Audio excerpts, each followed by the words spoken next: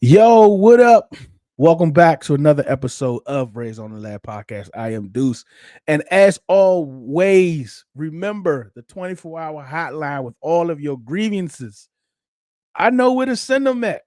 Call me 24 hours. Whatever you're upset about, you're happy about, whatever it is, call up the hotline 202-525-7284. And I will make sure they get to whoever it is you want it to get to. Also, we got Stoner from RefTheDistrict joining us today to talk about Terry McLaurin and these position groups. And later after that, we got AJ joining us from Trap or Dive Podcast. Going to help me with my 53 on the defensive side. Can't wait. Can you wait? Just wait. Just a little on the other side.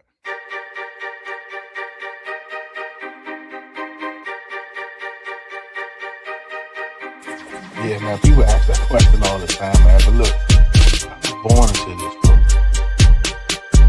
You know what I'm saying? Like, I bleed burgundy and gold. I bleed DC. This is my home. This is my squad. Regardless of all the name changes and all that, man, it's burgundy and gold for me. It's DC for me. You know what I'm saying? So, I'm here, man. I ain't going nowhere. I ain't going nowhere. Do it because you love it, not because it loves you. One beat, one sound, one heart, one love.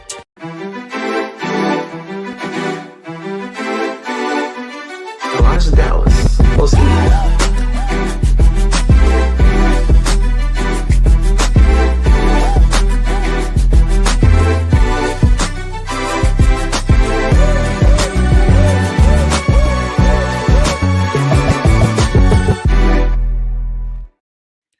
Yo, what up? It's Redzone In the Lab. I'm Deuce, and joining me today, Stoner from RefTheDistrict. How you doing today, buddy? Deuce, appreciate you having me on here. Big fan of your show, everything that you do. So keep it up, and it's an honor to be here. Most definitely. I always look at you guys as the OGs. Ooh. Right? It kind of feel like you've been doing this for like 30 years. That's just what it seems like. But I think you just celebrated 5, right? Is it 5? 4 years. 4 Yep. 4 years. We started our January. very first show was January 31st, 2021. And we've had a live show every single week for 217 consecutive weeks. Crazy. Woo, Glenn, what's good? I see you out there in the chats. Everyone else out there in the chats, we appreciate y'all for pulling up. How do you enjoy podcasts? Like, so I know as a Commanders fan, this past year has probably been the best year we've ever had. Right? The best year, right? All football content, nothing else really, pretty much. I mean, you got your, name changes and the uniform people every now and then. But overall, how do you like being a content creator? Well, it's a lot of fun because we all have our thoughts and our feelings, and we got to get it out somehow. We can't just let it fester inside of us. And so we got to get it out. So having the podcast to be able to do that and bounce it off others and have ideas and listen to others and other fans and just be in that world where it's all Commanders all the time. And it can get a little frustrating, but like you said, man, this past year was an elite year, and I hope we have many more just like it. I am excited. This past year, like you said, has been glorious, right? Awesome. Content every week. Everyone is loving it. Even in the off season, usually you get like ain't nobody trying to hear about all this extra stuff, but right, one is tapped in, everyone is looped in, so that's good for us. Let's get into it. Adam Peters is a part of the cog that has changed this franchise from what it was to what it is now. So let's talk about Adam Peters. Let's talk about Adam Peters, how he moved in 2023 compared to how he's moving now. Yeah, it has been quite a bit of difference to me, I think so, because what we saw when he first got here and that first press conference, when somebody had the intelligence to kind of ask him what he thought of this roster, and he had that long pause, right? And he said, look, we got some guys that we can work with, but everybody understood what he was saying is that this is a very under-talented roster as it was then. So he knew he had a lot of work to do. So he set out first, I think him and Dan Quinn kind of set out to say his first offseason was, we've got to build an identity. We've got to build a culture. We've got to understand that what we're doing in this organization is we're just not going to dilly-dally. We're not going to just bring in a bunch of guys. We have a specific plan of what we want to do to make this organization something that a lot of people can look up to. So they set out to do that with guys like Bobby Wagner and Zach Ertz. And listen, the guys we don't talk about too much, the Tyler Biotish and Nick Allegretti, guys like that, guys who are tough-minded and who are leaders and hard workers and all of that. And so they brought that in that first offseason. This offseason has been a little bit different to me. This offseason is like, okay, Jayden Daniels was better than we thought he would be, earlier than we thought he would be. So now we need to bring in talent. And they didn't necessarily bring in talent in a free agency standpoint, but when they made trades for Marshawn Lattimore, Deebo Samuel, and Laramie Tunsil, and they immediately upgraded 3 of their most needed positions, wide receiver 2, left tackle, and CB1. And when they did that, they said, look, we're kind of going for it.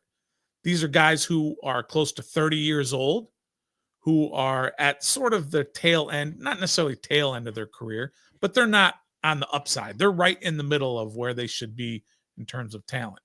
So they decided they're going to bring in all these guys with the talent who are a little bit older, and they're going for it. And that's a stark difference from what they did in the previous offseason when they were just trying to build an identity. Now they've got that identity.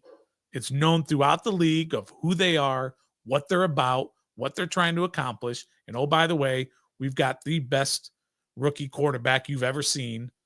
So now let's bring in talent. And that's what they did this offseason. And I'm excited about it, but are you concerned about the 1-year rental talent at all? I almost think like that's what they almost had to do, because they have so many free agents, so many roster spots. They went into this offseason where they had like 25 guys under contract. And I don't care how many millions of dollars that you have in cap space availability, you got to fill out 28 plus on the 53, let alone the 90, right? So you have to bring in a whole bunch of guys.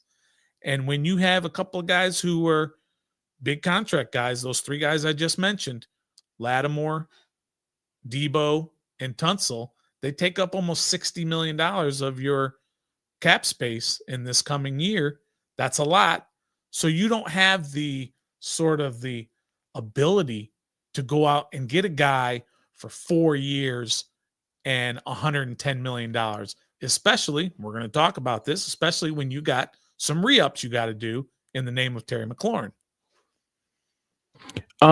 So what has been your favorite move so far this offseason? Oh, it's not even close. Outside of Laramie Tunsil. Nope, can't use him. Oh, I can't use that? Nope, I mean, nope. come on. I mean, that's an insane move, what they did at left tackle. And I'm kind of a guy, I look at things a little bit different than a lot of people do, in that I like veterans. I'm not a guy who wants all of these a billion draft picks, because draft picks, you just don't know what they're going to become. Veteran guys who have been established and you can look at their track record in the NFL, I love that. So anytime you bring in a Laramie Tunsil, a Deebo Samuel, a Marshawn Lattimore, proven guys, I like those kind of moves. So I'm always going to look at guys that you give up something for, that I think those are good moves. You limited me. I can't say Laramie Tunsil. That's a big one for me.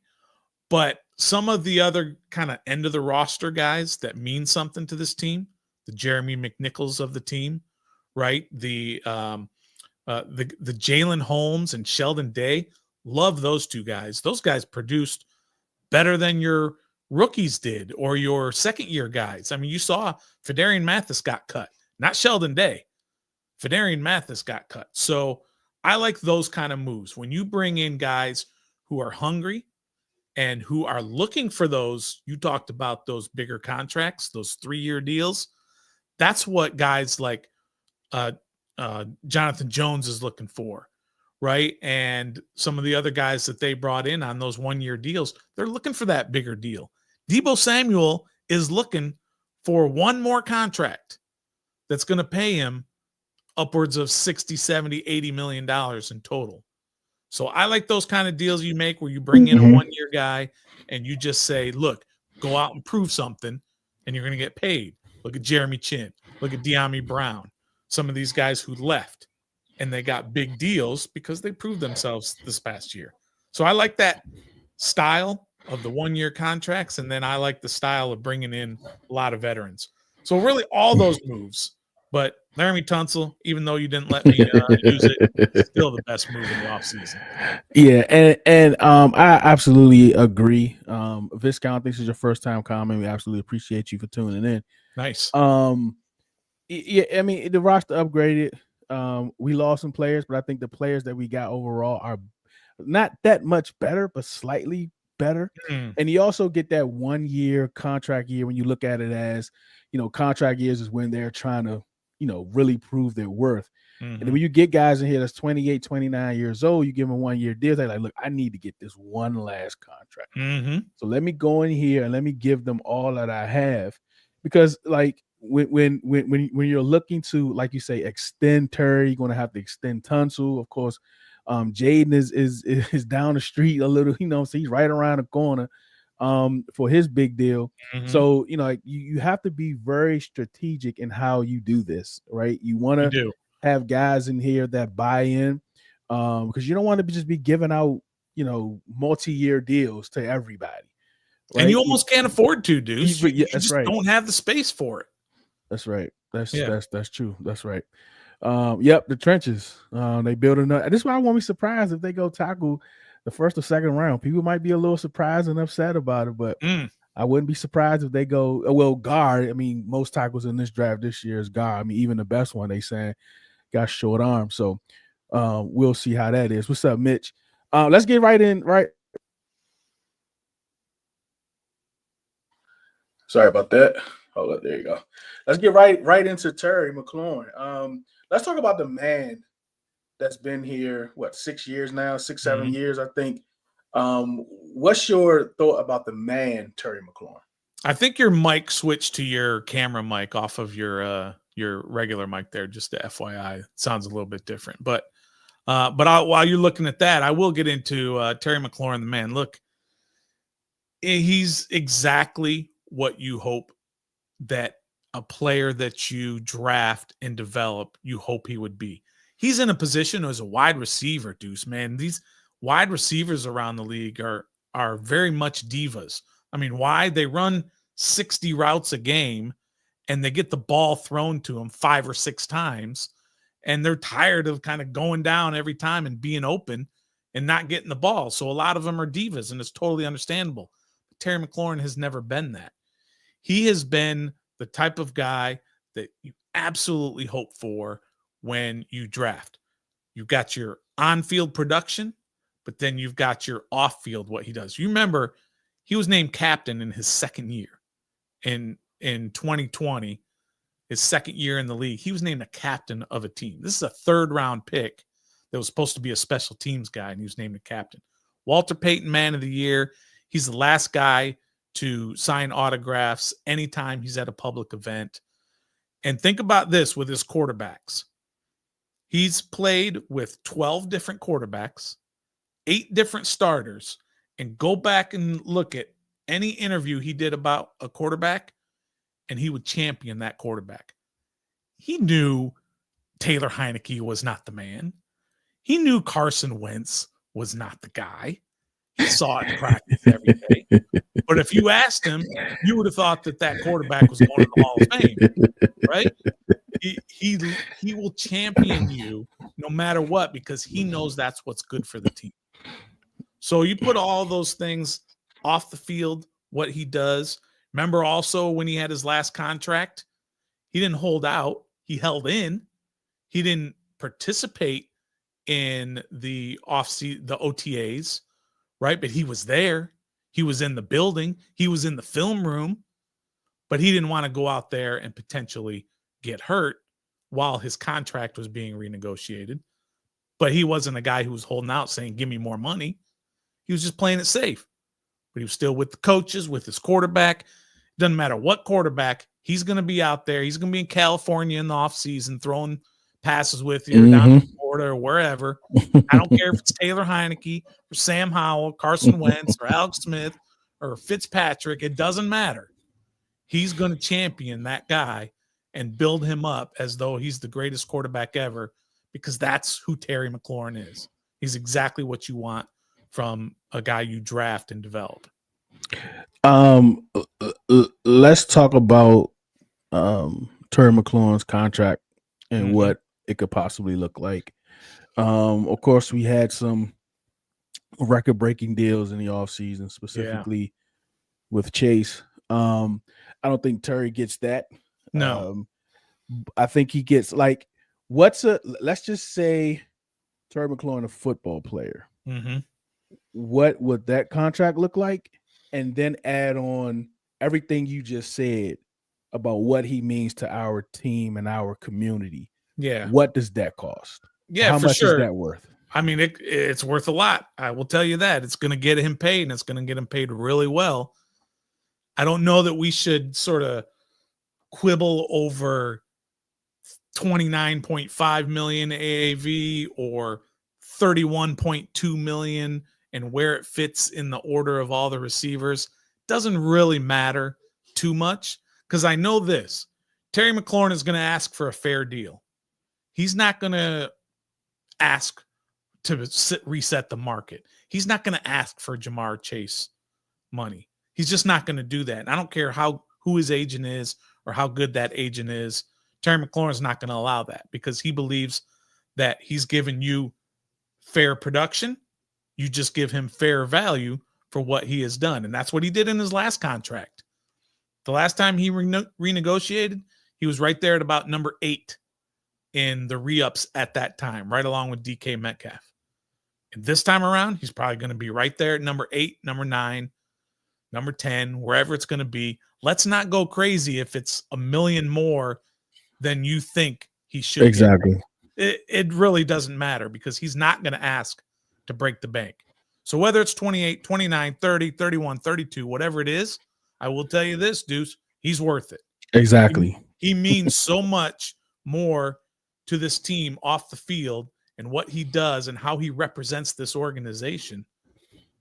That's almost priceless, in my opinion.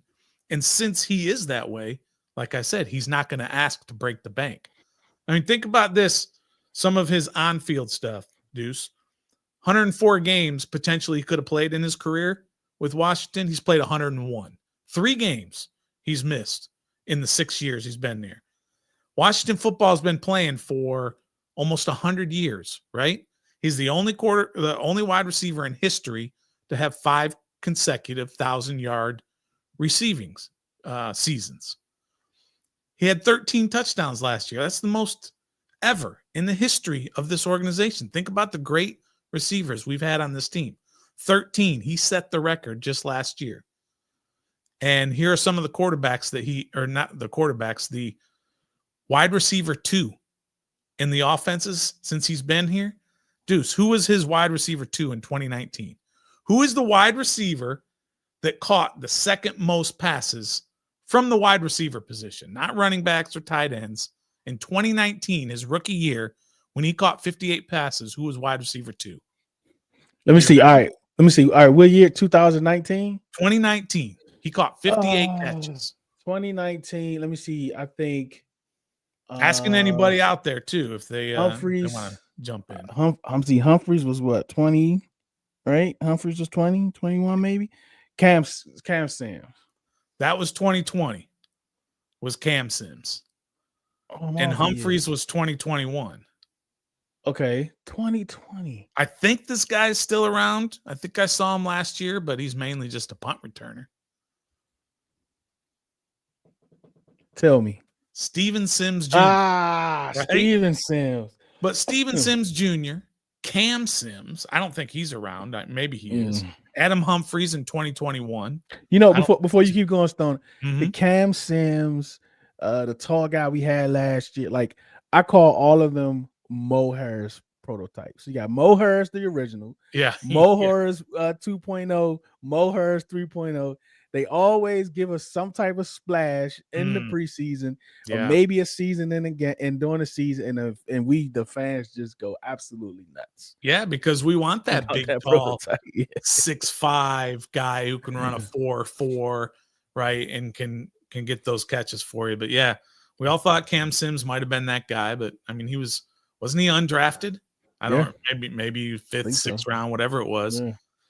Adam Humphries in 2021, and then Curtis Samuel 22 and 23. But all these guys, and Curtis had the most catches, right? Out of all of those guys? Absolutely. He had 64 and 62 in those 2 years. Yeah. But who was it last year? Who was wide receiver number 2 in 2024? In terms of number of catches. Oz. Because Oz had a better year than Diami last year, and I don't think Noah played enough. Am I right? Yeah, absolutely. Oz was number 2 in catches. He had 45. But think about that. That's what Terry has done in his 6 seasons here. He's played with nobodies as wide. I mean, Curtis Samuel was pretty good. He's kind of the definition of a wide receiver 2, maybe wide receiver 3. But the production that they brought wasn't great to be able to take all of that pressure off of Terry McLaurin. And yet all Terry McLaurin did was produce 1,000 yards, 1,000 yards, 1,000 yards. This past year, he had the 82 catches, 1,000 yards, 13 touchdowns, 101 out of 104 games. He leads the league in contested catches. Since 2021, he's had the most contested catches. All of those things. You add all in the quarterbacks that he played with, all of that. He's almost invaluable to this organization when you combine that with what he does off the field. If he had that production and his name was DK Metcalf, maybe you trade him, right? But the value he brings off the field almost can't be counted. And that's why I always joke that you should give him a blank check, right? Whatever he asks for, you give it to him. The great thing is Terry's not going to ask for outrageous numbers. He's going to ask for fair value. Yeah. I can't wait, man. Like this seeing him this year, the peekaboo, and you know, coming into the year, you know, him being like showing accountable. Hey, look, I need to be more of a vocal leader. Like everyone knew he was a silent leader, right? Work like I work type guy. But now he said, I need to be more of a vocal leader. That did wonders. And then watching these commander logs to get that behind the scenes footage of him has been remarkable. Right. So are you a guy who would advocate for Hard Knocks if they were? I would like I didn't want Hard Knocks at all previously because we were just such a wreck. Well, that's true. That's right. true. You know what I'm saying? But now I think like now we have competent people in there, and I would absolutely love to have Hard Knocks. Yeah, I love the inside access to be able to see what these guys are really about, especially in the locker room, because we don't get that sort of access to who they are and what happens in the locker room and all the Frankie Louvu stuff that he did pregame and all that. I mean, I would love it. I understand the concern that people have that they don't necessarily want that distraction of the cameras and all that. That makes sense to me. But just as a fan, I want that access. Most definitely. Yeah, most definitely. Before we get into the position groups, I always ask a question to our peers about how much are you willing to pay to not have your phone during the draft process when they're actually building their board. I said $2,000. I don't need a phone or anything. How much are you willing to pay? You mean, so what would I pay to go into the draft room? Yep. To like when all the information comes in. Oh yeah. And they're starting from 1. They're building the whole board from 1 to 500 or whatever. To be in that room, just to sit back and watch that whole process. Wow, Deuce, man, I would I'd pay a lot of money for that. I would definitely be eating some ramen noodles for a couple of weeks, right, to kind of recoup some of the money I lost. But heck yeah, I would love to be in that room, be a fly on the wall, and just see how they think. Because we really don't know how they operate. We don't really have a track record yet. We've got 1 year of draft information. We don't have a pattern yet.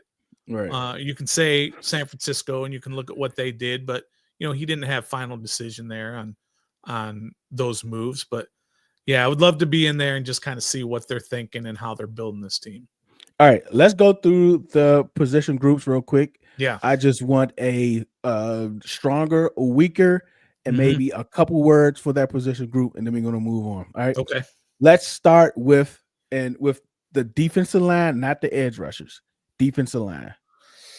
Well, I was a big John Allen guy. I understood why a lot of people didn't like him and kind of put a lot of the losing on his shoulders because of his outspokenness. I'm going to be perfectly honest with you. I think they've gone down just a little bit. That's fair. Yeah. Edge rushers. Yeah, that's a problem for me right there.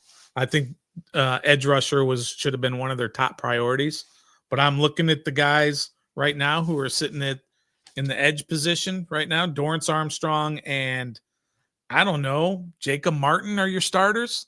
Is that who you want to go in the season with as your two edge guys with Dietrich Wise, Cleveland Farrell, Jalen Holmes, Jean-Baptiste, and Andre Jones Jr.? That's your depth at edge.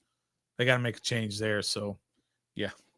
Oh, man. I see you dog side. Mitch is in the building. Kyle Burgundy's zone. What Benjamin up, Kyle? was good. How are y'all feeling? Linebackers.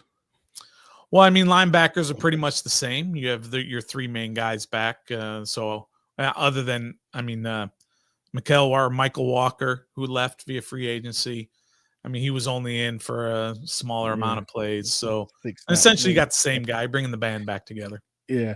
I'm going to say the whole secondary because those guys can play multi-positions. Yeah, I think addition by subtraction there when you get rid of Benjamin St. Juste. I mean, that guy, he tried hard. Was that the best move of the offseason? Maybe for the entire offseason was. I mean, St. Juste was a hard worker and yeah, he was. And he was. He was there a lot. He was in position a lot, but the guy just didn't know how to look for the ball, and so he had a lot of touchdowns scored. He has all the measurables. I mean, he's the prototypical guy you would want. Absolutely. Just didn't work out here. Maybe it'll work out at his next stop. Yeah. Secondary. I don't think you did it. Yeah, just secondary in general. I think just not having St. Juste out there. I don't know. The Chin Harris deals kind of feels like one half dozen. Yeah. 6 and 1, half dozen in the other kind of deal. They seem pretty interchangeable to me. But I think Lattimore having that off season, I know a lot of people think because of his injury that he needed some time to heal. Having him at 100%, understanding the defense a little better, the whole training camp, that'll certainly help. Wide receiver room. Wide receiver room takes a giant skyrocket up with the addition of Deebo Samuel. If Deebo Samuel can be Deebo Samuel, then that's a massive upgrade at the wide receiver position. He's replacing. You bring back Noah Brown, right? And you get rid of course, De'Ami Brown. Right. So essentially, you're replacing De'Ami Brown with Deebo Samuel. If that's not a massive upgrade at the wide receiver position, I don't know what is. Yep. Hopefully he can stay healthy. He's motivated for that next contract, but I think the wide receiver position group got massively upgraded. Where we at? Running back room. Running back, just kind of the same guys. I've never been a big Brian Robinson fan. He's fine. He's a good running back, but he's a good running back. There's a gazillion of him out there, right? I know early on in his rookie year, I took a lot of heat from my fellow RefTheDistrict hosts, Trev and Nathan, I called him a jag way back in his rookie year, and they almost lost it on me because they thought he was special. I get it. He can play, but he's not anything special, and you're just bringing the band back together there as well. So I think it basically stayed the same. I think the quarterback's room is the same. What about the offensive line? Yeah, now that's their biggest upgrade out of everything. Laramie Tunsil is a massive, massive upgrade for this team. Everybody kind of wants the best left tackle in the game, the best wide receiver in the game, the best run. You can't have all that. Yep. What you've got is a top 5 left tackle, and that's a very, very valuable position to have. Nathan and I have a lot of arguments on our show about what the second most important position is on a football team after quarterback. I say left tackle. He says edge. Kind of almost the same thing, right? But having a left tackle that can solidify a quarterback that is the franchise, no doubt, that everything revolves around him, to have that guy to protect him is almost invaluable. Whatever they paid for it was absolutely worth it. So having that, I still like Allegretti at left guard, Biotish at center. Cosme's not going to play this year. Maybe he comes in towards the end of the year, but I think they move Wiley into right guard and have Coleman at right tackle. That's an opinion. That's not inside information. So it's a massive upgrade to have him there. And also just to have, without Coleman wasn't great at left tackle. Sorry, he wasn't that guy that we were kind of hoping for, but he was a 3rd-round pick for a reason. Now having that Tunsil there, that makes Allegretti a little bit better because he doesn't have to worry about as much helping with Brandon Coleman over there. He can just focus on what he's got to focus on. So I think that's a huge upgrade for this team. Although Jayden Daniels doing what Jayden Daniels does, he doesn't necessarily need that. But going forward this year, next year, the year after, he needs that as he will continue to develop as a pocket passer. Most definitely. And I know we talked about 5 weaknesses, but we kind of running over time a little. Sure. Give me 2 weaknesses of Jayden Daniels. You're not going to get any out of me. I'm being totally honest. I'm being totally honest. I rewatched over and over and over again every single play that he played this past year. Yeah. And there are no weaknesses to his game. Yeah. I mean, give me something that I can kind of work with in terms of what a weakness is, and I'll try and agree with it, or I'll try and back you up on it. I just don't see a weakness in his game. Yeah. He's got the arm talent. He's got the leg talent. He's got the mindset. He's got the attitude. He's got the work ethic. He's got the all the intangibles and the tangibles. Remember the old skin tangibles? With Larry Mike? He's got all that. He's got everything that you could want in a quarterback. So I can't find any, dude. Sorry. That's all right. That's all right, buddy. I thought about it. I couldn't. That's all right, buddy. Drop your handles. I think most of my most of my subscribers probably follow you, but whoever that doesn't, drop your handles.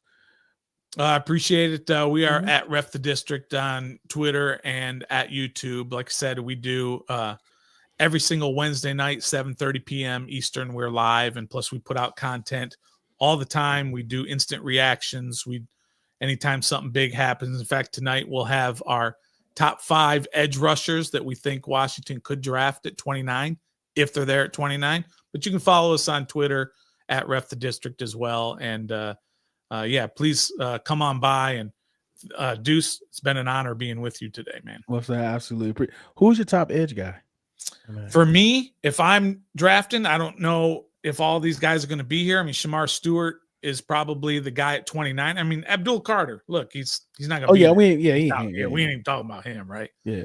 But Shamar Stewart, and I like the guy from Ohio State, JT. I don't try to pronounce his last name. Yeah, JTT. That's my guy. Yeah. If I'm drafted at 29 and he's there. Got you. Thank you again. I know your time is very valuable for you to spend some with me, Stone. I absolutely appreciate it, buddy. No, I appreciate you, and keep doing what you're doing, Deuce, because you're good for this fan base and you're good for this community. And I know I enjoy following you and all the positivity that you bring and everything that you do. So I appreciate it. Thank you. Appreciate it, buddy. Have a good day. All right, you too, man. All right. Yes, everybody, that was Stoner of RefTheDistrict joining us. What's up, Secure? Benjamin, I ain't talking about that, man. I refuse to talk about that. I refuse to talk about that. Top 5 pass protection, top 50. I mean, it's good to get different perspectives, right, on how people look at the game of football, how people see the game of football, how people break down the game of football, how people analyze the game of football, what people see as a strength, what people see as a weakness. It's something to see how many different views it really is. So you can just imagine what goes on with every team, right, in their front office. How many different opinions there are, right? You have one guy that believes, like the offensive guy believes that, hey, this running back is going to, they have to, in a sense, make an argument of why this running back is going to make the team better, not the offense. And then the defensive guys has to make an argument on how this edge rusher is going to make the team better, not just defense. Because you can only get one pick, right? You can only get one pick. It's either going to be offensive player or defensive player. And then you got your GM that's going to have to listen to these arguments and then decide which way he's going to go. Right? Yeah, Kyle, I refuse. I am not talking about that. But yeah, man, that was interesting. It's good to get different perspectives. Let me see something. I'm about to bring AJ up. I'm gonna talk about the offseason. I'm gonna try to get my defensive depth chart lined up. The offensive one is already obsolete. Like, I need to make changes already to that joint, man. I need to make changes to it already. Let me see. We're gonna do an easy one first. We're gonna do the linebackers first. Let me get AJ up here. AJ, you ready? Let me see. All right, let me get AJ up here. Yo, what up, man? Yo, what's good, Deuce? How you doing? Doing good, man. Hanging in there. You? I'm good, man. Just glad to have this opportunity to come on here with you and chop it up about some football. AJ, you already know what I'm talking about, bro. I refuse to talk about it. I refuse to talk about it, bro. Give me some type of the hottest trending news this morning for the Commanders. Hottest trending news. Oh, JD5. Yes, I refuse to talk about it. I mean, I don't think it's nothing to talk about. It's just pure speculation of amazing elite athletes, you know. And it's the off season. People ain't got nothing to talk about, so everyone's trying to find out who's the newest and hottest couple out on the streets. But yeah, I think it's nothing to talk about. It's just two amazing athletes that are just friends. And public figures. It's like, you know what I mean? Like, Kyle want me to make you talk about it. Nah, I'm good. Now, y'all reverse now. I don't be thinking about that type of stuff, man. Me even, like, when I saw it, I just like, yeah, cool. I mean, you know, if they are, I mean, yeah, cool. Two. It seems, you know, from outside looking in, that these are two mature adults. Yeah. That handle their business, right? From what I'm allowed to see. That they ain't out here, like, you don't see them like wilding out on social media and doing crazy stuff, and then all types of drama. Like, you see two mature adults like every time you see them. So I'm like, yeah, it's cool. You know what I'm saying? But I ain't talking about it. Nope. I refuse to talk about it. Before we get into the depth chart, AJ, kind of looking at the team, Adam Peters and what he came in last year, how he moved through free agency, compared to how he's moving through free agency now. Is there a big difference, or are there a lot of similarities? I think I think that there isn't a big difference. I think it's just more so we now know who he is, from playing the background of John Lynch's right hand man to now running his own show and calling his shots.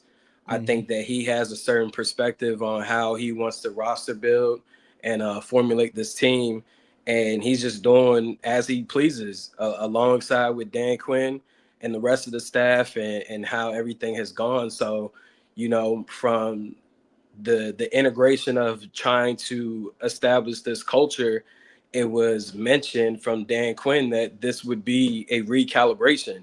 A lot of people within the media spaces, fans, all call it a rebuild. But as you can see, in year one, it was a recalibration of what Ron Rivera had had assembled, and now they're just continuing to recalibrate and add to the mixture of what is going on. So when you see those 1 year deals and how many players were moved off the roster from the Ron Rivera regime, and these 1 year deals with a bunch of guys that were brought in, as the season goes, you see how things are happening with players' roles, and the trade deadline, adding to Marshawn Lattimore, not necessarily to make an immediate impact, but someone that they believe in could go a long way for their roster building and their process and their culture. It kind of opened up the window of opportunity, telling you how they plan to utilize the offseason, and that they also weren't highly impressed of the collegiate players that would be available, being with the assets that they gave up to acquire Marshawn Lattimore. The words that Adam Peters said, like, hey, we view this guy as a long-term piece of what we're building here for the Commanders, not just an immediate guy. A lot of people are asking, is he starting this week? Is he starting the next week? But we're looking at him being a part of this for the long haul. And I think people didn't really grasp that fully. And he was essentially saying, like, hey, we don't really believe in this draft class as much. And I think a lot of people don't understand that process, and it makes sense that they wouldn't. I think that the Hard Knocks Giants offseason gave fans a better outlook of those things, but you have a collegiate personnel side, and you also have a pro personnel side. So these personnel teams are working on understanding who's going to be available in free agency, who's also coming out of college. These things are going on even while the season is happening, and they already have an idea of who they're interested in and who matches with what they're looking for. And just to go on to begin this offseason, you get the Deebo Samuel trade, like maybe a week or two after Super Bowl. Then right as free agency is about to kick off, you get a trade for a left tackle, a top tier left tackle, one of the best left tackles in the game. And you're trading assets for this year and future years. So that tells you everything you need to know about how Adam Peters personally views this particular draft class and a portion of next year's draft class. So that's how I look at it. And to your point, if he's touted over the last 5-10 years as one of the best talent evaluators in the NFL, him drafting a player is just as important of him deciding to trade a pick for a vet, right? Because that's telling you that I don't see anything that's going to give me Deebo Samuel in the 5th round.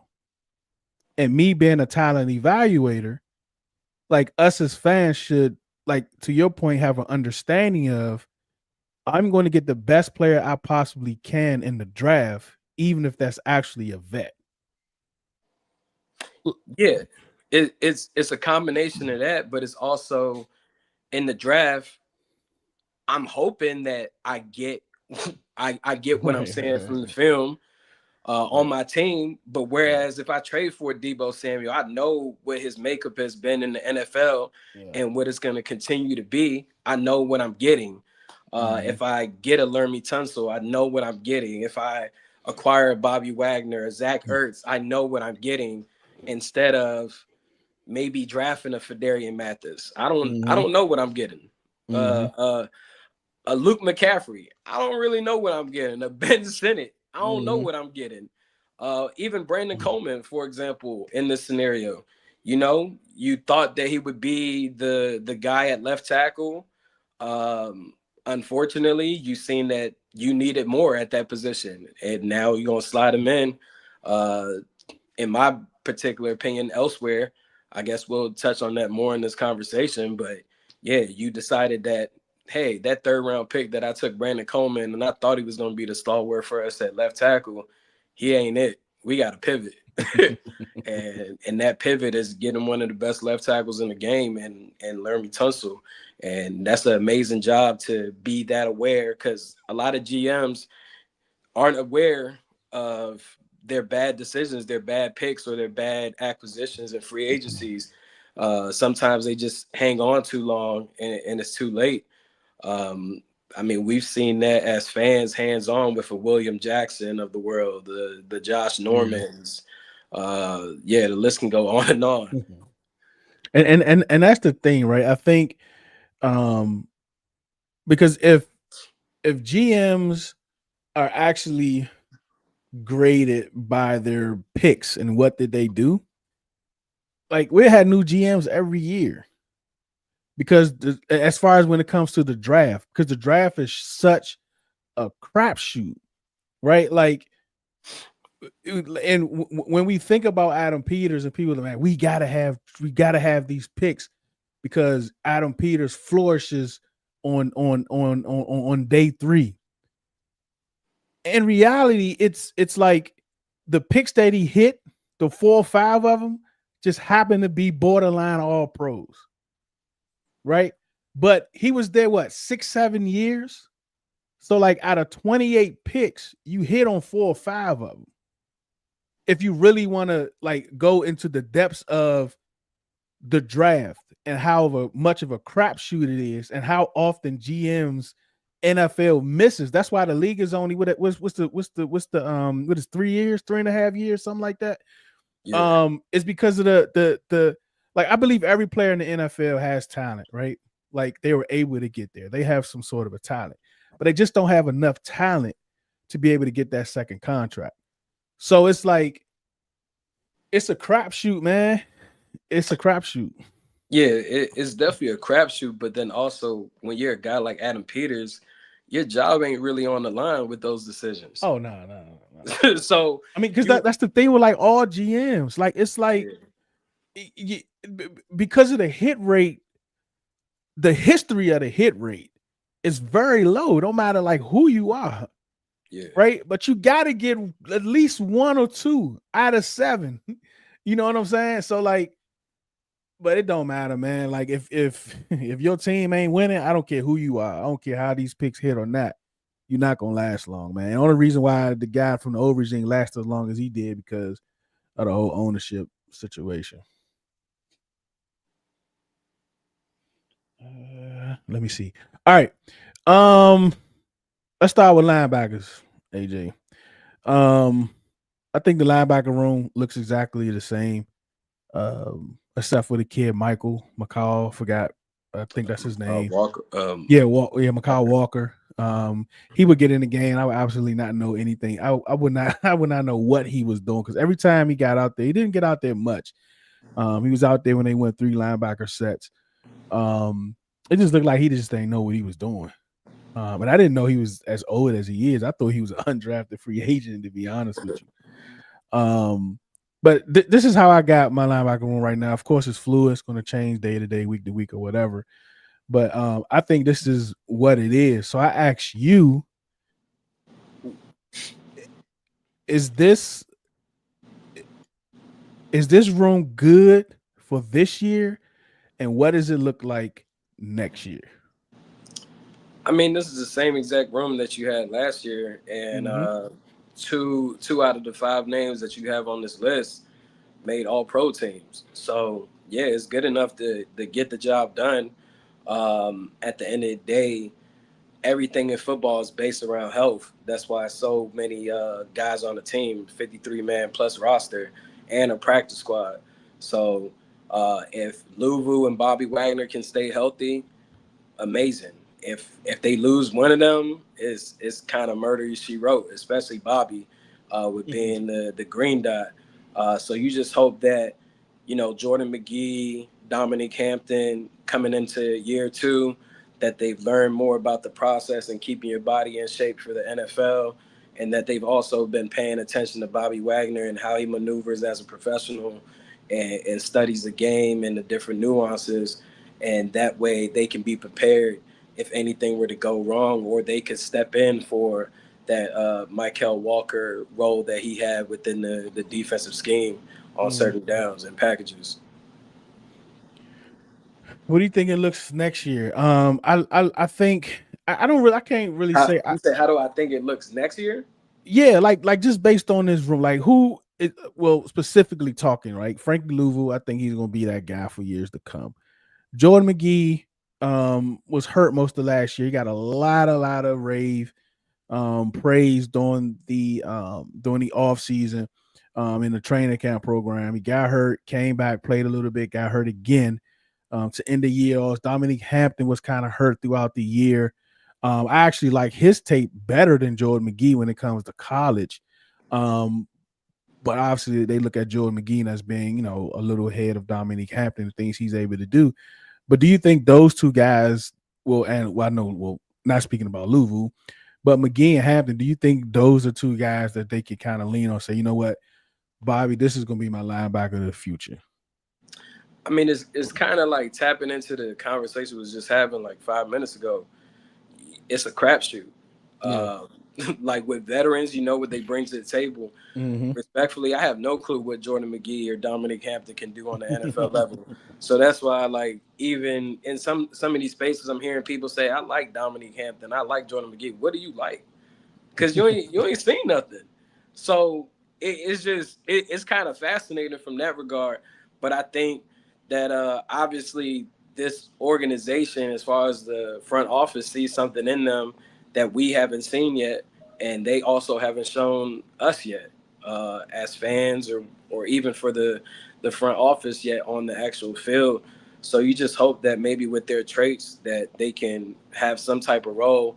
I think Jordan McGee, they definitely tried him at some defensive end, you know, when they was doing the whole experience with Jamin Davis at defensive end. So Jordan McGee did have some reps at DN. Maybe he fills in there if, you know, Bobby and Louvu continue to stay healthy. Dominique Hampton is a hybrid linebacker safety. Maybe he fills in some type of role. Really don't know until kind of get to that scenario where we can see more of these reps from these guys, especially like in preseason. Yeah, I'm with you too, Herman. I loved it. And I think they're going to get a lot of work, right? I don't see Bobby playing in the preseason. Like, he didn't even play in the joint practices last year. So, but Jordan McGee was hurt. You know what I'm saying? But Deuce, I think that Bobby needs to play in some of these preseason games. Why though? Because like look at week 1 against Tampa, bro. Like a lot of he was studying for a chemistry test. Yeah, but a lot of them were sluggish in general. Like I think you need to play a couple series at least. Like, oh no, that's just my personal take. And once again, you adding a bunch of different guys to the mix. So it's not like, oh, you returning everyone from the defense. You return some guys, but now you got Ken Law in the mix. You got Eddie Goldman. You may have a defensive end that you take in the draft. The back end is a bit different.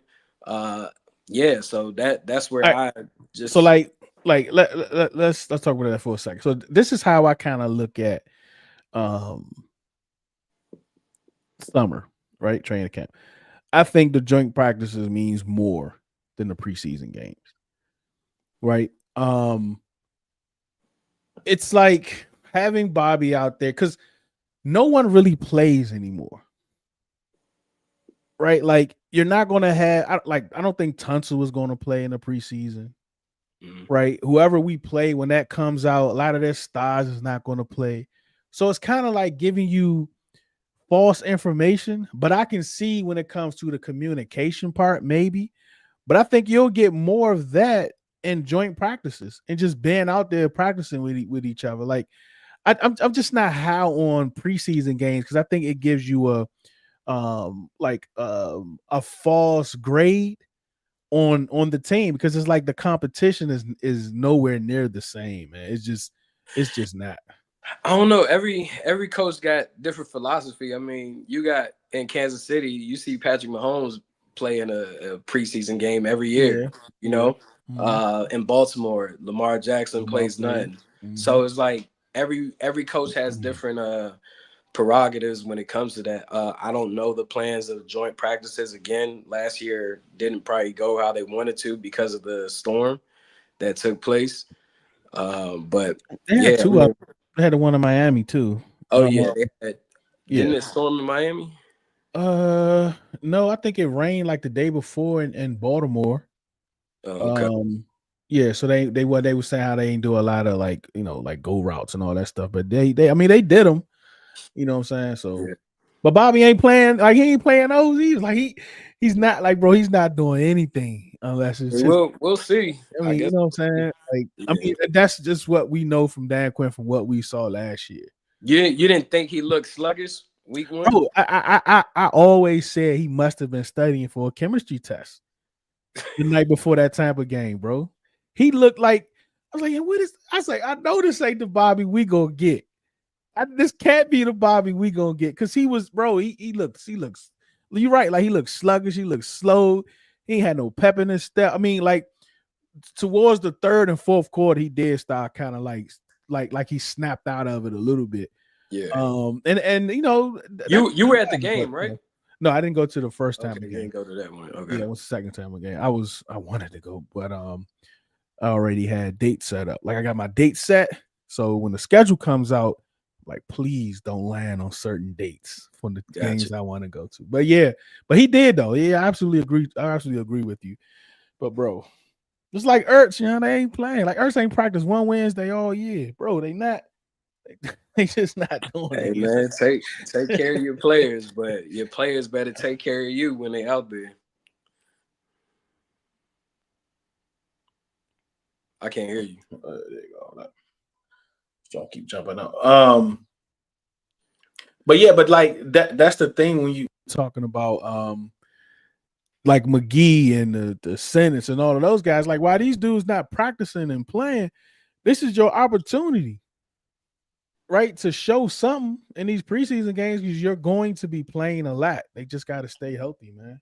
Yeah. Even Brandon Coleman wasn't healthy, so that really slowed them up. Their process really slowed their process up.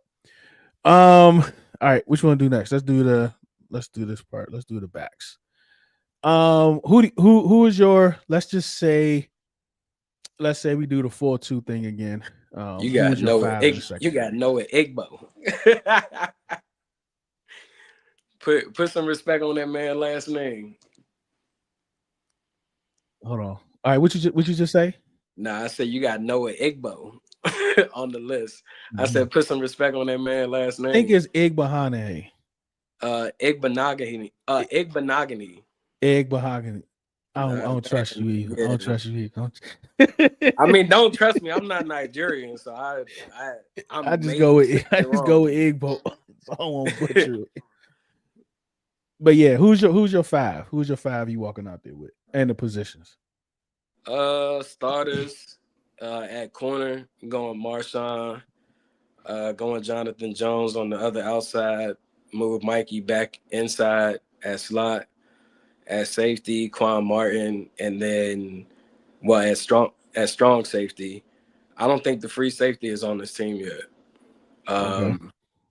I think a lot of people look at Will Harris and say, oh, he's the immediate replacement of Jeremy Chin. But I think that this particular group wants a center fielder. I think that's why you heard of the rumors of a Javon Holland being someone that they were targeting from Miami. And instead, he's ended up signing with the New York Giants. But I think that they're looking for a center fielder when it comes to that free safety position, someone that can really go and attack the ball and make some plays on the back end because ball is life. I mean, look at the playoff run. Those two games that they were able to win in Tampa and also Detroit were pivotal wins because they were able to flip the field. And that's really what Dan Quinn and Joe Witt Jr.'s defense is predicated on is flipping the field. Yeah, they might give up some yards, run game, pass game, but if they can flip the field and get the ball in JD5's hand, that allows them more opportunities to put up points and be in a better position. So I just don't personally think that free safety is on the roster currently. I think we'll have to see how the draft plays out when it comes to additional cornerback like you have on here and a rookie safety. Yeah, just all depends on who's sitting there in the first and second round. There's a kid out of Texas that transferred from Clemson, Andrew Mabuka. I really like him at safety. There's another guy, Xavier Watts from Notre Dame. He's pretty solid. I know a lot of people are around the Nick E. I don't know how to say his name, from South Carolina. Yeah, Eman. Yeah. Yeah. So a lot of people are into him, especially because of the combine. I personally don't like how he tackles. So I'm really comfortable with that. But at the end of the day, I don't think that the starting free safety is currently on this roster yet. Yeah. What's up, Chuck? What's up, RVA? I agree. Like, I when I talk about Quan Martin, I always preface I think he's a very smart player, and I do think he could be a dog in his league. I also think having him at free safety is lowering his ceiling. I think you get him around the box, even as that slot or strong. I think he'll be a good piece there, specifically slot. He played that position very well. He was one of the best, if not the best, slot corner when he came out, and he also got experience on the boundary. But I think the battle is going to be, I guess, Jonathan Jones and Noah. But I wonder what's that going to look like, because Mikey's going to be on the field. I don't know, is it going to be in a slot or is it going to be on the boundary? But from what you're saying is you think it's going to be Jonathan Jones, so it's automatic like who your three is going to be. Like if you're telling me there's going to be no competition with Jonathan Jones, that means that it's going to be Jones, Mikey, and Marshawn, because there's no competition with Mikey and Marshawn if Jonathan Jones is going to automatically be your CB too. I mentioned Marshawn, right? Yeah. Okay, just making sure. Yeah, that's what I'm saying. Mikey is, because you got Mikey in the slot, you got Marshawn like at the CB1 or whatever, and then you got Jonathan Jones. Like for me, like I'm okay with Mikey Stein. I think Mikey did a heck of a job. I'm not afraid. Like if they want competition, I think Noah did a heck of a job, especially being his first year playing that position. I think that's the hardest position to play on defense. And for him having success there and being able to go into another year being in that position, I think it'll be great. I mean, when you talk about the free, like I never looked at Quan Martin as a free safety. I think he's a guy that wants to hit, right? I don't think he is like a ball hawk. He comes downfield. He's very good in run support from where he is, but I absolutely want a true free safety. But let me ask you this, AJ. And Kim says hi. Are there any true free safeties in the league? Two-parter. Do defenses, the way defenses are constructed, schemed, does it give way for a true free safety? Because like you'll be surprised how often Chin played free safety last year. Yeah, I think, and their issue with him wasn't necessarily attacking the ball properly. I mean, there's several plays where he went for the hit when he should have went for the pick. Exactly. Now, it's not like back in the day where it was like Ed Reed and a bunch of these free safeties. Now, more so, it's like a lot of these guys don't really have the ball skills. But in Dallas, Dan Quinn and Joe Witt Jr. had a guy who was a former first-round pick out of Ohio State, Malik Hooker, that did a pretty solid job back there playing the backfield for him. I mean, you got Javon Holland, you got Justin Simmons, Jesse Bates is one of those guys. Derwin James can do it all. I'm trying to think other safeties in the league. But even Derwin James he could come down in the box too. Yeah, that's what I'm saying. He's Yeah. a rarity at the safety position. He could do Yeah. it both. You also have guys like Kirby Joseph, who had a breakout year playing that role. Even Brian Branch can play that. He's another hybrid guy. He can play outside corner, slot, free safety, strong safety. But I mean, it's not like a bunch of guys like, oh, Minkah Fitzpatrick. Yeah, how could I forget about him? Minkah Fitzpatrick is one of those guys, but it's not too many that can truly play the center field how you would like it to be played. A lot of bad angles are being taken by safeties. Yeah, safety play is kind of off these days. That's why a lot of them are succeeding more so in the box, because it's been harder for them to be one of those guys that can defend one-on-one with these tight ends or play, quarters or whatever the case is. So, yeah, that's my particular take on it. Tyler Owens say Branch's name. Don't even say. Oh, probably because maybe because they passed on him. Yeah, that's exactly why he's saying that. Kyle Hamilton.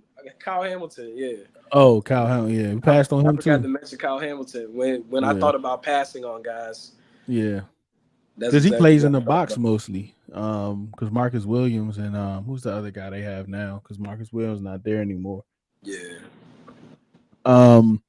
Yeah, so I just think it's an interchangeable spot, but I need at least one of those guys to be a ball hawk. I can get sideline to sideline. We didn't get beat over the top much at all last year in the sense of like 40 plus. But every time we did, our safeties, the last line of defense was always running behind them. And like that shouldn't be an issue. Like you're the last you're the last man back for a reason. I mean, we've been taught that since Pop Warner and rec ball. If you're the last man, you need to be the last man back. Yeah. Yeah, Quan in deep coverage does some head scratching stuff. Yeah, bro. Like, I mean, I actually sorry, he ain't even on my list. Don't even mention Percy. He ain't on my list. Oh my Look, God. he ain't on my list. Look, he ain't on my list. Yeah. So Percy pisses me off, dog. Like I was looking, especially in that red zone package. It's like, bruh, what are you doing? You're doing nothing. Like you're doing nothing. Like just a waste of air and space, bruh. Like just a waste. I was looking at the Mike Evans touchdown on the goal line. Man, I don't even want to revisit that. And I kept what's up, Nico? Quan Smart, maybe we'll see elite. It's not about elite. Like I think he's good. He's a really good player, but I just think he's just out of position. Like he was put back there because of necessity, not because like that's the position that he played. He just happened to be the best person able to play it. We get another true safety back there. I think that'll absolutely help him out. But bro, I was like, what is like if Quan just would like because Baker didn't fake it or nothing. Like, do you realize that on that touch? Like he didn't fake a handoff or nothing. He just backed up. Like he didn't fake a handoff or nothing. So I'm like, why is Quan running up to the line of scrimmage? I think in that situation, he knew where he wanted to go, but he didn't trust himself. He second guessed himself. Because you could tell right at the last minute, he looked and he tried to. Yeah, and that's when I say ball hawk. Like I've had the privilege to represent some ball hawks and D'Angelo Hall, Asante Samuel, and so on. So like, there's just certain nuances that they've told me that they've done in their game to bait quarterbacks into certain looks and positions with their throws. And it's just like, not everyone has those things. And I don't even want to dive into it, but you can't develop being a ball hawk. You either got it or you don't. Like that's just, it is what it is. Like same thing with running. You either know how to run through these lanes and have like predictive vision in a sense where you want to cut back, or you don't. Like there's no way to teach that. You could you could sit in your crib or your backyard, whatever, and catch 20,000 balls, no diddy. It is not gonna make you a ball hog. Not at all, bro. He's just not there yet. Like, and it's okay. Like, I still think I still think he's a great player. Jeremy Reeves, Tyler Owens is another guy that's kind of like in the same boat with Hampton and McGee. But he played more. He played special teams. I think he play every week, right? He played special teams. I mean, he got the body of what you would love as a prototypical safety. But I mean, yeah, at the end of the day, you still gotta produce that. Let me ask you this. Maybe something changes for him. Let me ask you this, AJ. Those three guys, Hampton, Tyler Owens, McGee. Do you think they had any weight into how Adam Peters is attacking free agency and how he's going to attack the draft? No. Okay. I think those guys have amazing foundations as far as like athletic traits. But at the end of the day, you can't bank on something that you haven't seen yet. You got a situation where Hampton and McGee were hurt. Tyler Owens, he definitely played his role in special teams. Maybe he fills out to be the next Jeremy Reeves. In that regard, it's kind of like you gotta get in where you fit in the NFL, bro. Yeah. Like three years. How do you think they feel about, like, I drafted these guys or undrafted? I think they can take them, like, because I mean, okay, you as a GM, right? Let's put you in Adam's position right now. You drafted these guys or you sign them as undrafted free agents. Are you ready to give up on them in a sense where you already have a veteran in front of them? Are you willing to draft another rookie to put in front of them? Because if you do that, it's like you're kind of giving up on them. I mean, I think it's almost kind of like this, like Deuce, I'm on your show because I rock with you. I rock with the content that you bring and everything that you do for the community and just who you are as a personality. But at the end of the day, you got to do the back end work to push yourself to the plateaus that you want to get to. True. It's no different than from a player's perspective. It's like, we drafted you, we signed you undrafted because we believe in what you could do, but you got to also prove that to us if you want to get to that second contract. Because like I was about to say, NFL average amount of time that a player stays in the league is 3 years. Mm-hmm. So you talking about 3 players that are going into year 2. May they make it to 3? Don't know, but you better carve out your niche if you're trying to stick around and get a bag. I mean, look at Jeremy Reeves. He not starting on no defense. He not getting those reps, but he carved out a niche for himself in special teams, and he's been able to make some solid money and stick around the league. Whereas a lot of his peers are either looking for jobs in corporate world or CFL, XFL. That's true. Facts. Just not doing anything at all. So it's like it's the same in. I think that's like the main thing in any like corporate structure. Like, you just need to get in and see where you fit. It's like basketball. Like, Marcus Smart was an amazing all-around basketball player at Oklahoma State. Mm-hmm. When he got to the league, you ain't see none of that. Like, he just became a defensive guru. You feel me? Like, it's just get in where you fit in and make your home. Yeah. All right. Defensive line. I need it. I think if anything, like, we should be better run stoppers, if anything. But as far as getting to the quarterback, they're gonna have to dial some stuff up if they don't go out there and get a rookie edge. Where you at with the defensive line, including the edge rush? as far as like starters from this group.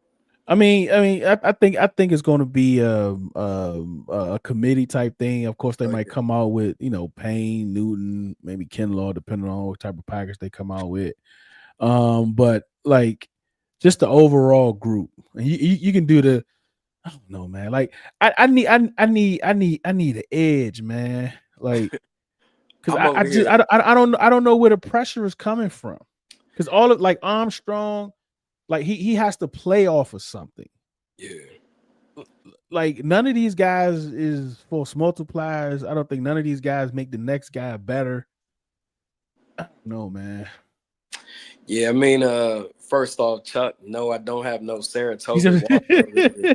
So whatever Buddy is doing with his life, like I don't know, dude. So you seen the video, but I think I seen it over the weekend. And I was like, bruh, you woke up at 4 a.m. and just BS for like 6 hours, bro. Like, you BS for 6 hours. Caught yourself twerking on the balcony on the 30th floor in Miami. Like, but yeah, back to this. It's content, man. Hey, content back comes to in this all forms. Content comes in all forms, man. I respect it.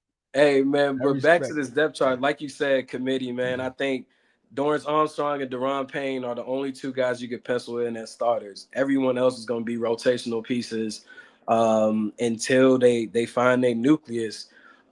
Yes, they definitely need a defensive end that can beat one-on-ones. That would change the dynamic of the whole entire defense as a whole. When I look at this list, especially on the edge, I don't see anyone that could beat one-on-ones consistently. They might get lucky. I only see nobody that can get pressures like that. Yeah, I mean, yeah, that's really what it boiled down to. But I mean, Deron Payne, interior-wise, can beat those guys. But the issue that him and Jonathan Allen struggled with during the season was because there was no top tier, or not even, it don't have to be top tier. There was no guy that really posed a threat at the edge for offenses. They just double team Payne and Jonathan Allen for primarily most of the game, and they struggle getting off those double teams, which is why Joe Witt Jr. had to dial up a lot of pressures that he may not have had to do if he had a guy that could get home. So that's where you have a lot of these mock drafts projecting, a bunch of defensive end guys at that 29th overall pick. I personally hope that they could get a Donovan Ezeraku from Boston College. Yes. I think that's someone that can bend the corner and can change the dynamic of this room that we're looking at on the right-hand side of the screen. I think also Landon Jackson could be a good guy from a motor standpoint.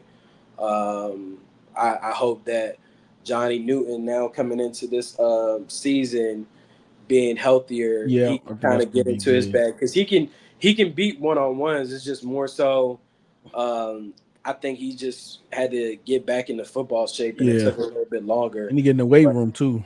Yeah, but I mean, at the end of the day, they definitely need someone that can come off the ball pretty quick and also has some good bend. And right now, I don't really see a guy that has good bend amongst this group at the moment. Man, Donovan Izzy, man, like he already has 2-3 pass rush moves.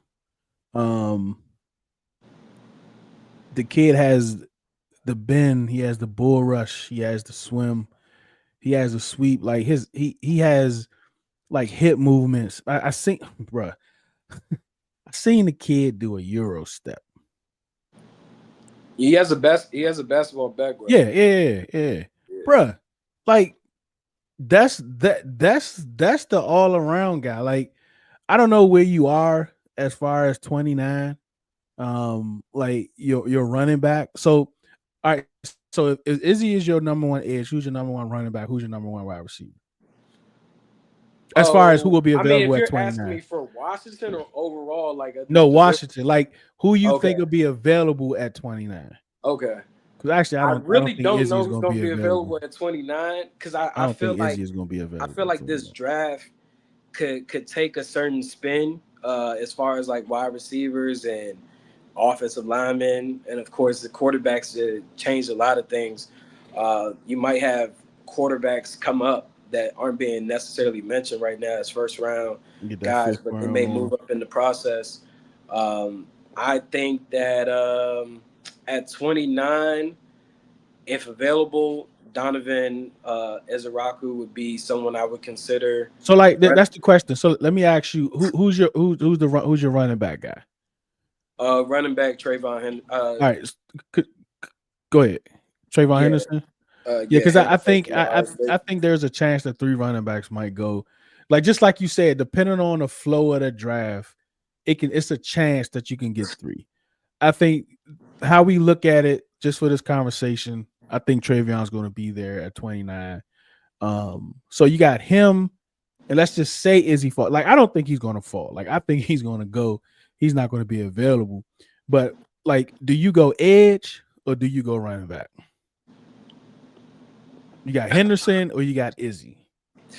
That's a tough thing. I know, but I think I go Izzy, man. I think it's a deep class running back wise. So even though I love Henderson as a person, a player, I think that it's not as deep as defensive end position, especially if you're looking for that particular guy. What traits Donovan Ezeraku already brings to the table. It's not too many guys like him in this draft with that bend. I mean, you got the Mike Greens, Abdul Carter, Jahad Campbell can do some of that, but he's more so off-ball linebacker. But he could be moved to pass rushing end and be one of those guys coming off the edge.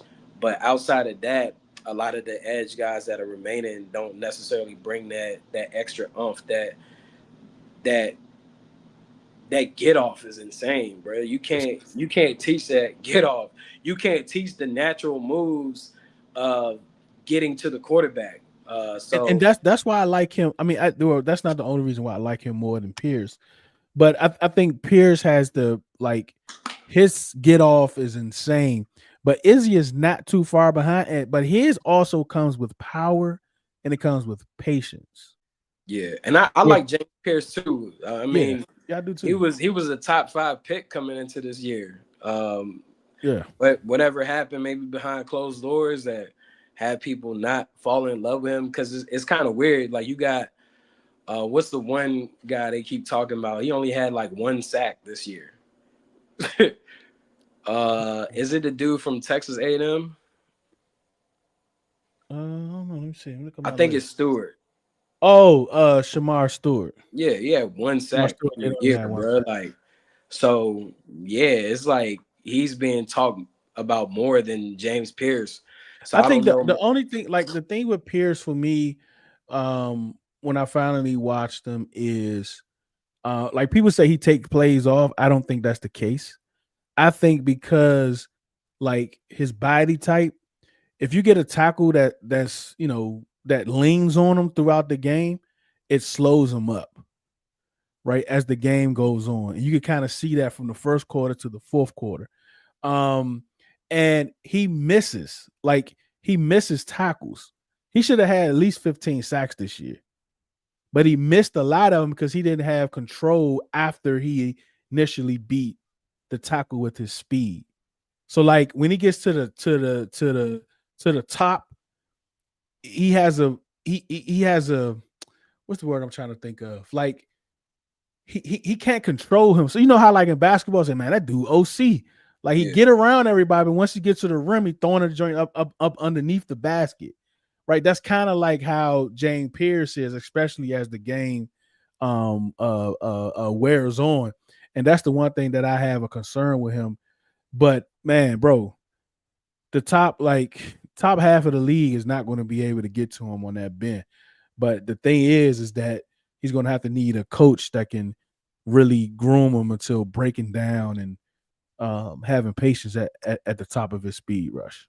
See, the interesting thing about like guys like Pierce or Jackson and stuff like that, Landon Jackson, man, if you could even influence a quarterback to get the ball out the hands, it's almost like a sack. So it just really boils down to how that team that might be selecting you views it, because you're not always going to get a sack, but if you can get that pressure to force a quarterback to step up. Like, let's take with this team, if the quarterback has to step up, now you're getting hit by Javon Kinlaw, Deron Payne, Johnny Newton, or Deron Payne's even batting the ball up in the air.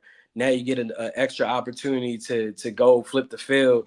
Like, so it's not always necessarily about completing the play, but if you can influence that quarterback to have to climb the pocket or even, you know, escape the pocket to the outside, that's a huge win. And right now you don't have that guy. You don't have anyone that can even influence that pressure from the edge. Like that is the issue. Nobody, so that's another thing that got to be mindful of. But it's going to be intriguing to see what happens with that 29th pick overall.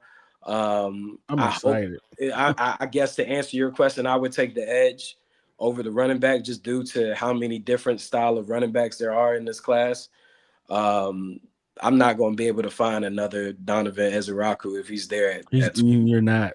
I'm not finding that. You're not, even if he doesn't become like every down defensive end, I could. But he's good. He's a better Dante Fowler. Yeah, so but Fowler, and he's Dante much better Fowler against the run. Dante got 10 or 11 sacks for the season. He got 10 and a half.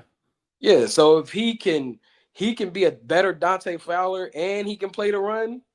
Oh, you might get 18 sacks too, out of Buddy. Like he could play the run too, man. That's why I like that's my like. But I don't think he's gonna be there, man. But I mean, it depends how it falls, man. I mean, I think we'll be able to get some sort of like a really good player at 29. Yeah, I mean, someone just mentioned in the chat, Hermit. Yeah, like Washington is a perfect situation with how they attack free agency to take the best player available. That's how the best organizations get to operate, you know. Yeah, so I don't want to hit nothing in the 6th or 7th round when the best player available is Ryan Fitzgerald. Like I don't want to hear, huh? Who is that?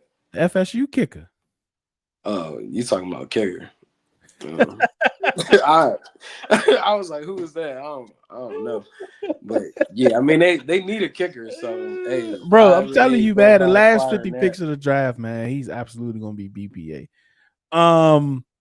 But yeah, man. So like overall, I don't think we're gonna get a whole lot of action between now and the draft. But just real quick before we wrap up, the Terry extension. In the beginning, like I thought it would have happened like in the summertime or like after post June 1 when things started to settle. Dude, who's trying to get me killed on here? What you mean? What? Man, what? Keep going.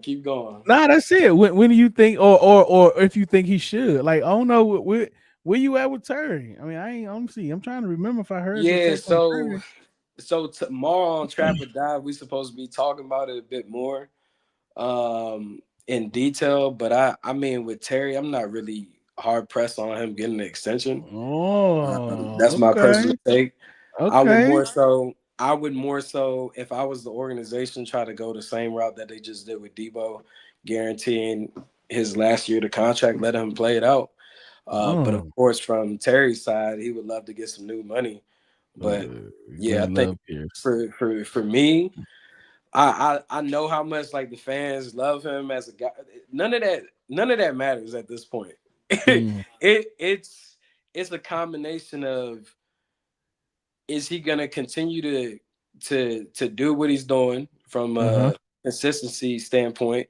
Also, age got to factor in. Then on top of that, do you really believe that he's a $32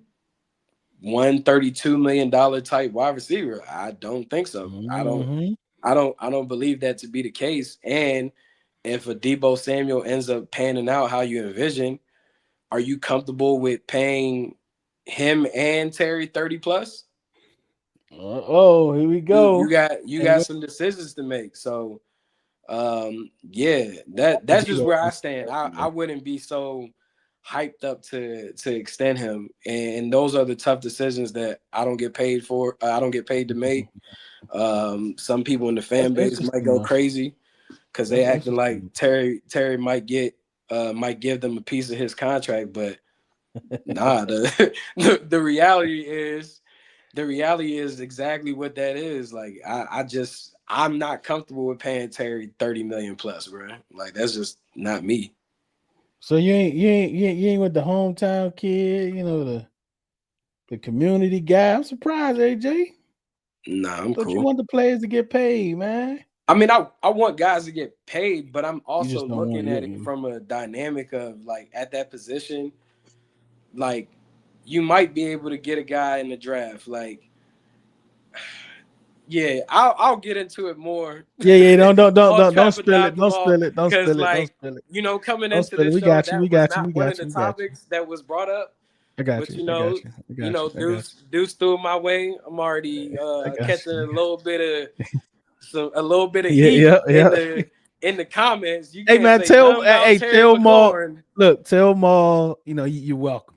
Right there's the intro. Right there. Got the intro. Got everybody juiced up for Trapper Dive tomorrow. What time tomorrow? 6. Nah, we 7 o'clock tomorrow. Hawk, what do you mean? Get paid but don't overpay. Like, what does that mean?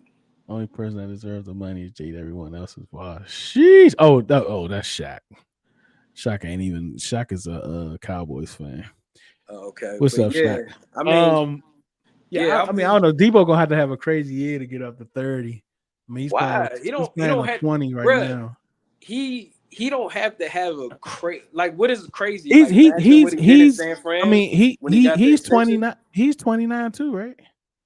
Yeah, I mean, but it's like when you break down the players, who brings more to the table from like a defensive side, like who do you have to scheme to stop? You can't say anything else. Like you got to save all your takes.